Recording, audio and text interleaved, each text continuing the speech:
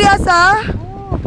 Oo. Ako na lang magpapakain ng isda. Or kayo na lang ipapakain Ano ko ba sa... Ano kakainin namin doon? Anong klase isda? Yung anak ko. Malaki no? Pati?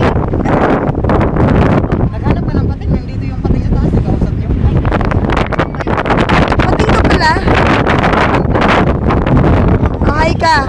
Papakita ka namin sa mga office mates namin. Para papakita ko yung mga ano.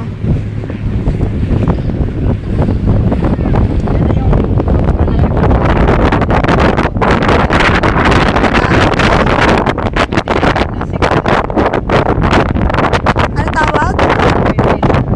Sacred Island. Bakit Sacred Island?